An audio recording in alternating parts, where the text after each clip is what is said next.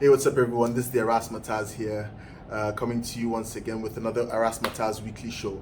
This week, I'm going solo. I don't have any guests with me, so you're going to have to bear with me blabbing for quite a while today by myself. Before I continue, I want to thank you once again for watching. Thank you for supporting me. I really appreciate all the love, all the support, and I ask that you keep it going.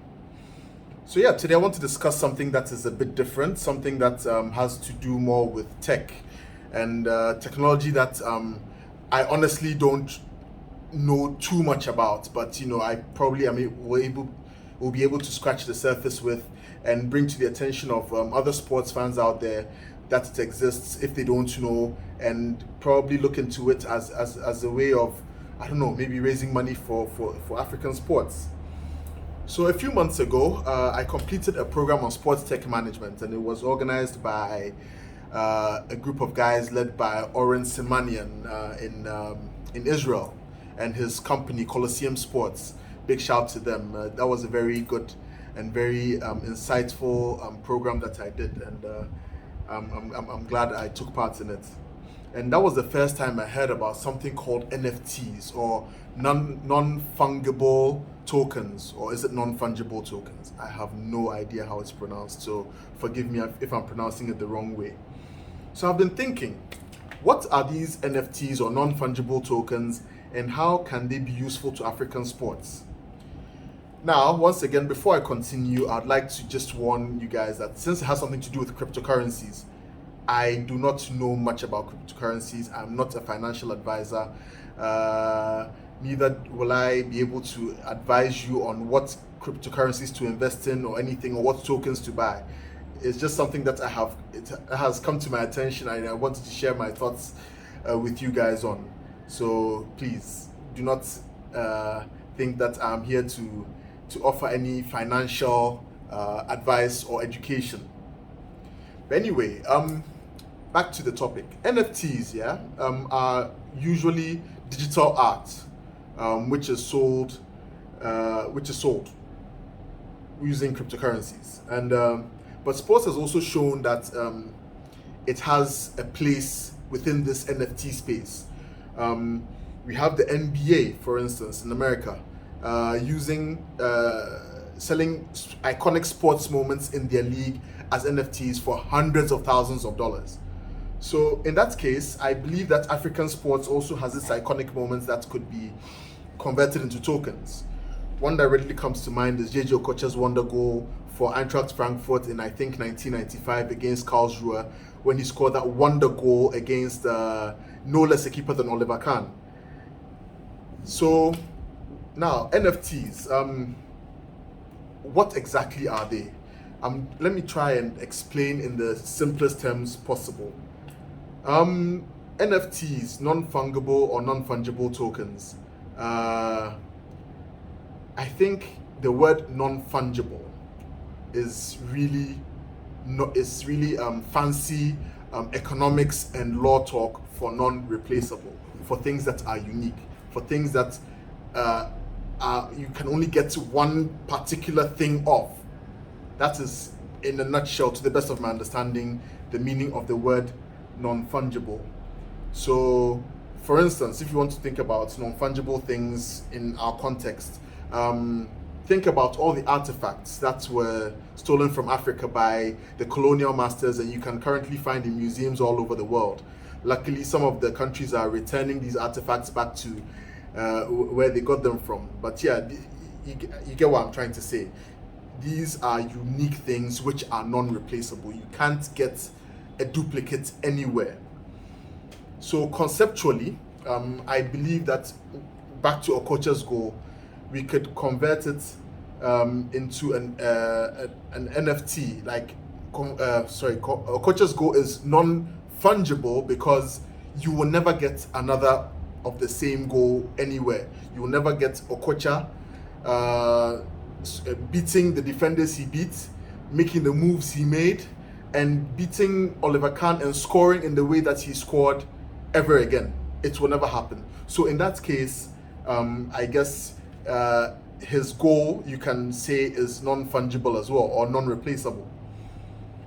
Then the word token. The word token has to do with blockchain. Blockchain is a technology used to verify cryptocurrency transactions in a nutshell, to the best of my understanding. The only thing that blockchain cares about is whether the buyer has enough coins to complete the transaction to buy whatever it is that he or she wants to buy. Basically, to the best of my knowledge, that's what it is. Once again, the tech and the finance guys, if I'm wrong, please let me know.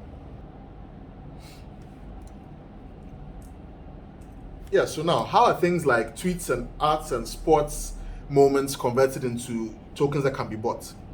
Well, technology determines that. So the technology determines that if an entire group validates that that particular thing truly is unique and that there's only really just one of them. If the entire group within that technology, like within all these servers, which I'll explain a bit later, to determine that it truly is unique, then it can be converted into a token and then sold as an NFT. So, like I just explained, Okocha's goal can be turned into a non-fungible token. Or in other sports, maybe South Africa's winning tries at the 1995 and 2007 Rugby World Cups could also be converted into non-fungible tokens, because you will never get those moments, you never get those scenes recreated in the exact same way ever again. You know, it's funny how these things come about. You see, when people have more than enough, they have enough food, they have enough shelter, they have basically more than enough for their basic needs, they tend to create value in things that perhaps have no inherent value in them. They create value in things that to them has value. In sports, you can find a lot of that. For instance, if I become a multimillionaire or a billionaire, no, okay, when I become a multimillionaire or a billionaire, if ever in my lifetime Ghana wins a trophy in football, for instance, I would love to have a token of the winning goal or the captain of the day lifting the trophy, because to me that means a lot to me as a sports fan. Maybe if I have a girlfriend who doesn't care about sports, nothing anybody wins anywhere means anything to them. So you see, it's all about perception, it's all about hype, it's all about what you think has value. Once you create that value, I guess it means that you could attach some value, some price to it, and make it yours. And I think that's the essence of NFTs. So now, how can this change the world? Or in our case, how can it change African sports? Well, first of all, I believe that it can inject the much needed funds into sports. But really, like I just said, it's all about hype. And we really need to be careful, because it can create a bubble. And bubbles, they can burst. But then again, even if it does, let's take our minds back to the early 2000s, or the late 90s up into the year 2000 with the dot-com boom and the bubble that it created. You know, when the bubble was created and it finally burst, yes, a lot of internet companies went down, a lot of businesses that did, were internet related, lost a lot of value and all of that. But at the end of the day, did the internet stop existing? Did it stop companies from coming back? No. Those who went down, I guess everybody, the whole world learned from the whole situation and moved on. So with NFTs, I guess the same thing happens. Even if a bubble is created and it bursts and people lose a lot of stuff, it could be here to stay. Now, it's not all rosy and straightforward when it comes to NFTs. There's a bit of a dark side to it. Now, the technology relies on the public ledger, which in reality is a whole bunch of computers and servers that work 24 hours a day, 7 days a week, constantly making sure that these transactions work. Now, most NFTs rely on a cryptocurrency called Ethereum. Um, Ethereum is one of the coins, one of the cryptocurrencies like Bitcoin and the thousands of others that have come to exist. And that's where most of these NFT transactions are made. Now, as at 21st October this year, which is probably just about 2 or 3 weeks ago, one Ethereum transaction, just one, consumed about 178.89 kilowatt hours of electricity. Now, let me put that into perspective. It takes 148.83 kilowatt hours of electricity to do 100,000 Visa transactions. Now, that's a lot. So imagine the number of crypto Ethereum transactions that exist, and add that to the growing NFT transactions that happen. It means that very soon we're going to be comparing the electricity consumption to entire countries, or maybe even in some cases subcontinents. Now, I guess that brings us to a whole other conversation, because electricity, comes from power plants that are burning fossil fuels, and that releases carbon into the air, into the atmosphere, which is harmful to our health. So, I don't know. You're going to have to strike a balance, I guess. But on that note, COP26, which is the UN Climate Change Summit, is currently going on in Glasgow, Scotland. And when it comes to sports bodies, they're asking us to sign up to 5 key principles, which is to undertake systematic efforts to promote greater environmental sustainability, reduce overall climate impact, educate for climate action, promote sustainable and responsible consumption, and advocate for climate action through communication. Now, the fourth point, that is going to be a point of conflict if you're going to be promoting NFTs. The fourth point being promoting sustainable and responsible consumption. But I guess that this is something that you're going to have to discuss further, and I'll definitely delve into that in subsequent episodes.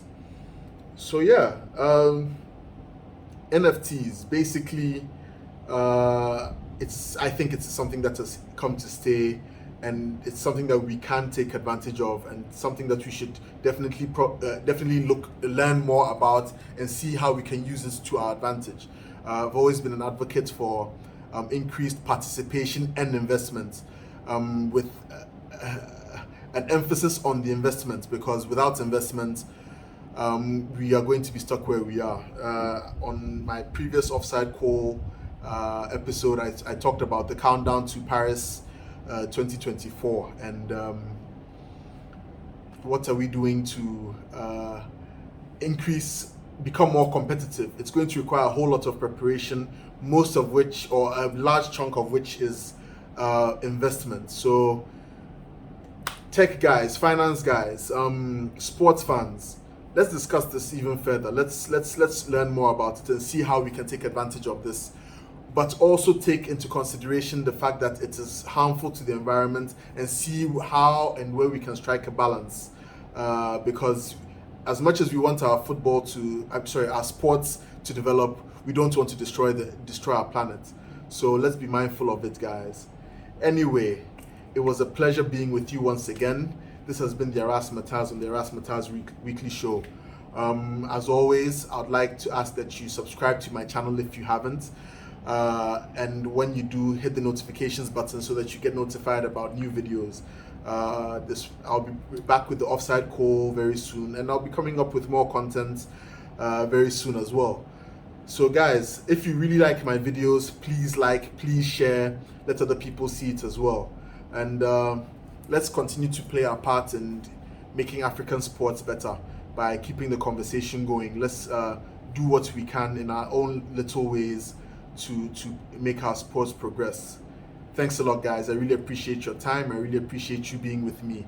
This has been the Erasmataz once again. Peace. See you very soon.